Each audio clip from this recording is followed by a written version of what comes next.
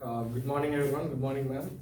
So here I stand before you to give a small presentation about Rudrama Devi.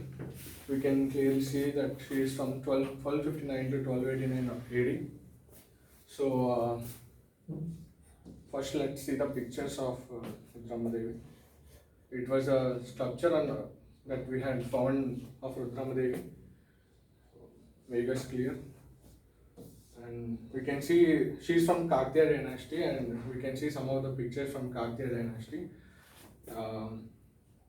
It's from Andhra Pradesh, and it was one of the glorious dynasties of all times in Andhra Pradesh.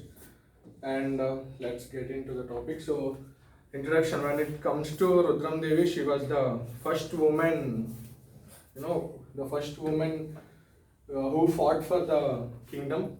And after she was actually her father was Ganpati Deva. She was the second daughter of Ganpati Deva, and she was so when her father, Ganpati Deva don't have any male children, so he wanted to raise Rudrama Devi as a boy or as a ruler who can take up the kingdom after him. So right from the childhood. He made her to learn every war and every training or the mathematical and all the issues. So and she was also called as Rudradeva Maharaja, Rudrama Devi and Rani Rudrama. So she was, as you mentioned, she was trained in the arts of war and peace and made her co-partner in the administration of the from the year 1262. So, Rudrama Devi was a woman of ethical rules and bold character. She was the person, she was not the person, in few, when it comes to the woman, we always think that woman will be some kind of, she'll get some kind of fear or something. But Rudrama Devi is not the person or a woman like that. She was the woman of the character, she was a woman of the bold, she was a woman of the peace, and she was the one woman who we can take the inspiration. So she was she was only the first woman ruler of Andhra Pradesh, and she was married to Veerabhadra, who was the ruler of Nidavolu, and she had a couple of daughters named Mummadamma and Ruyamma, but she also adopted two children. Their name were Harihara and Murari Deva, stepsons. So, we can see the couple had two daughters, both are adopted. Rudrama, and we can see that Rudrama acted boldly and maintained peace at the same time to enact the kingdom. She was the ruler where we can see, if her kingdom needs something to fight, she doesn't care about all the losses and all. She will go directly and fight. And at the same time, if she comes to the peace to the kingdom, she maintained the peace at the same time. So she maintained the war, and she also maintained the peace to enact the kingdom, and it's been the glorious when she was ruling. So achievements we can see, being a bold woman, many of the people within the kingdom, like their kith and kin, like who were the people around her, had been so jealous that people, like men, used to think that we are under the rule of women, so we should not be under the rule of women. So they created many jealousy signs to make her down from the kingdom, and other kingdoms tried to try to make her lose and make her down from the kingdom and to take away the kingdom from Rudrama Devi. But she, how type of woman she was. So when it's come to the wars with Gangas and Kalinga, when she was out of the town, her stepsons, who was called Harihara and Murari, they occupied the fort. And Rudrama Deva had some of the few people who she had an utmost trust in them.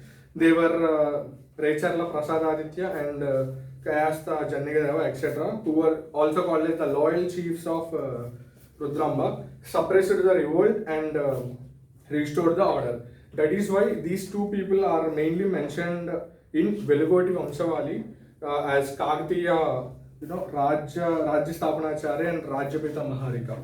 So when it comes to the wars with Yadavas, taking advantage of the revolt, they took the Ganga's Kalinga, and Narsimhadeva and his son Veerabhanu attacked Kakatiya kingdom and occupied Vengi. After knowing that Vengi was occupied, Rudramadeva was on full force and got into fight, headed by Potinayaka and Prolinayaka, drove away Veerabhanu in the battle. In the battle, fought on the banks of river, and she obviously she restored the Vengi, and when it comes to Yadava's king, sorry, it was from Kalinga, and now Yadava's Mahadeva Yadava king Devagiri tried to conquer the Kakatiya kingdom. Rudrama personally led the armies, defeated him, and collected 1 crore coins, which were found heavily in the Telangana and Rajpatnam near Kaikaluru. With that coins and with that victory, she also built Rangamandapa to Swayambhu temple. The conflict was followed by a monumental treaty. You know, like when wars happen, treaties used to happen in those times. So she gave her daughter in marriage to Yadava prince. His name was Yellanna Deva. So when it comes to wars with Pandyas, after the battle of Muttukuru, Pandyas occupied Nelluru, Chitturu, Kadapa and Vallur, but Kakatiya feudary Kayastha Jannagideva fled the Vallur from the Pandyas. He restored the Vallur from Pandyas, and this is how her achievement been. Her life was not been a simple and like solo life and a calm kingdom. She was, as we know, she was the woman of fights and war. Her life has not been, her life as a king has not been easy. So, and there were many more achievements we can talk about her. Yeah, here we can see. Although a lady, Rudrama Devi was a mastermind. You know, like she was not a, she was not just not just a heir after her father, but she was a mastermind. We can see that her military, she was absolutely called as military genius. So even she, she maintained the seven slayers to come into the kingdom. Like when an enemy attack, first they have to cross the seven slayers to meet her.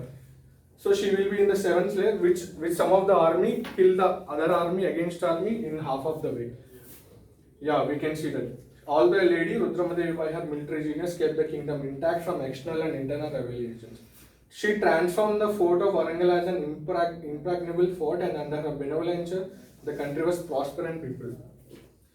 People enjoyed immensely in the ruling of Rudramadevi. People were happy, people were peaceful, and she made the Kakatiya dynasty even more glorious after her ruling.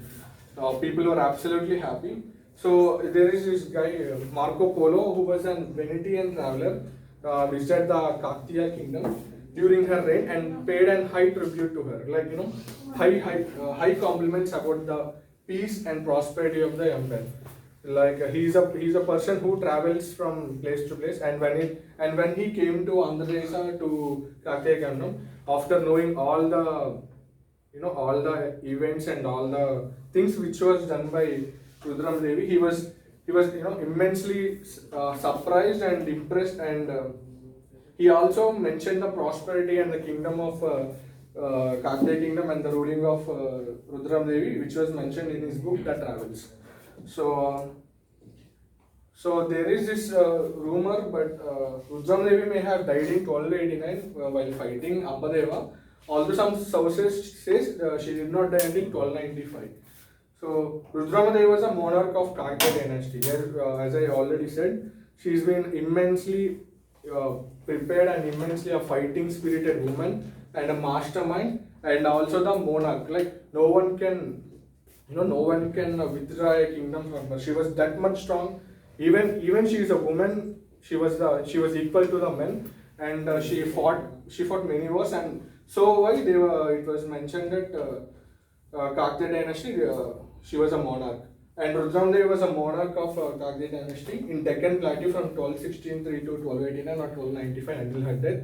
She was one of the very few women to rule as monarchs in India and promote a male image in order to serve. There is this order where male only should take up the kingdom or something. But after the Rudramadevi, the rules were changed and everything was changed. The where the male domination was totally end after this Rudramadevi thing. So this is how we can remember Rudramadevi. Thank you.